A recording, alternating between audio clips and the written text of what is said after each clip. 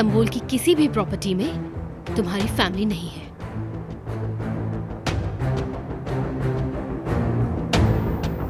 माफ करना वेदांत, flight late हो गई।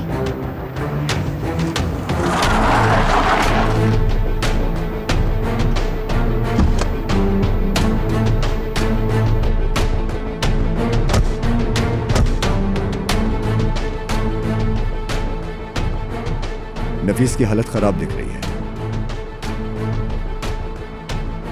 थोड़ा ठंडा पानी पी लेना चाहिए।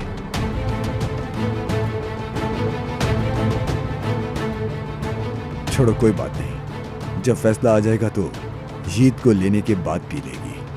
अजीब, उसे लग रहा है अभी भी मेडिसिन का असर है। लगता रहे वही इलाज इन्हें मिलेगा। जल्दी चलो।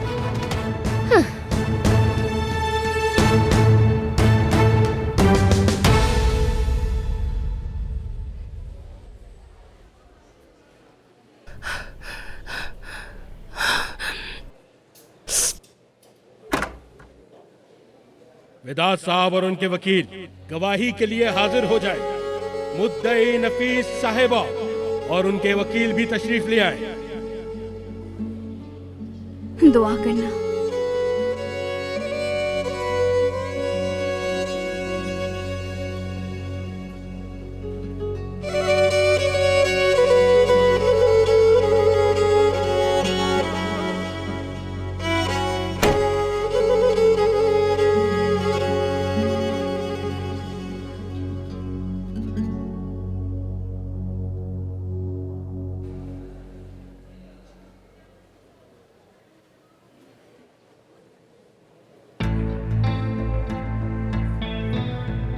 प्लीज मुझसे ये मत कहना कि वेदांत के लिए गवाही देने आई हूं। नहीं कहूंगी। जानती हो, एक बात के लिए वेदांत का शुक्रगुजार हूं मैं। तुमसे मोहब्बत करने से पहले ही तुम्हारा असली चेहरा दिखा दिया उसने। और गवाह नजर साहिबा भी। क्या जानती है किस चीज की गवाही देगी? भाई, दरअसल बात यह है कि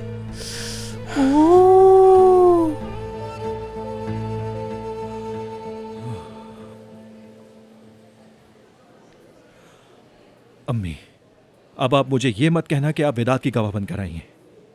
वेदांत किधर है? नफीस पागल है कहूंगी, क्योंकि नफीस मुझे नहीं पसंद, लेकिन झूठ बोलकर एक माँ को उसके बेटे से अलग नहीं कर सकती। मैं अल्लाह से डरती हूँ, समझे? वेदांत को ऐसा ही लगता है, जबकि मैं नफीस के लिए गवाही देने आई हूँ। वाह, कमाल है अम्मी। मुस्तफा, इस पागल से कहो ज्यादा मुस्कुराए ना, वो समझ जाएंगे। मुस्कुराओ मत ताहिर, समझे?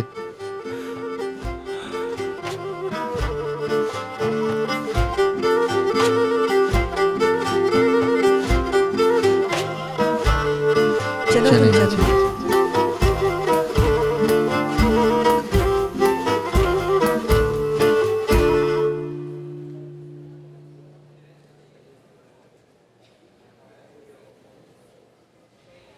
मुझे वो हमेशा बेवकूफों वाली बात बताती थी, जैसे वेदांत ने मुझे शिकार बनाया है, अगर नफीस उसके पास नहीं लौटी तो वो मुझे मारेगा, इस तरह की बातें। जज साहब, नफीस हमेशा ख्यालों में गुम रहती थी और उन्हें ही सच समझती थी। जिस दिन बॉयफ्रेंड के साथ भाग रही थी, उस दिन ईद के साथ खिड़की से कूदते हुए इसकी उंगली टूट गई थी और इसने सारा इल्जाम वेदांत पे लगा दिया था और इसने ईद की जिंदगी को भी खतरे में डाला और वेदांत पर हमेशा इल्जाम लगाती रही। वेदांत सर और नफीस मैडम दोनों बच्चे के साथ बहुत खुश रहते थे। इस्तांबुल में मैंने इनके यहाँ बहुत काम किया है। ईद और नफीस मैम काफी सुकून से रहते थे, लेकिन नफीस मैडम का जहन ठीक नहीं था, बिल्कुल नहीं। नफीस बच्चे को लगातार कहानियां सुनाया करती थी, हमेशा कोई ना कोई अजीब बातें। खुद को हिरन या कुछ और बताती थी। वेदांत सर तो अपनी बीवी को सराखों पर रखते थे। बाहर से आपका कोई गवाह नहीं है क्या, जो रिश्तेदार और काम करने वाले ना हो? जज साहब, नफीस जिसके साथ भागी यानी उनकी बॉयफ्रेंड की माँ सानिया कलीली गवाह के तौर पर मौजूद है।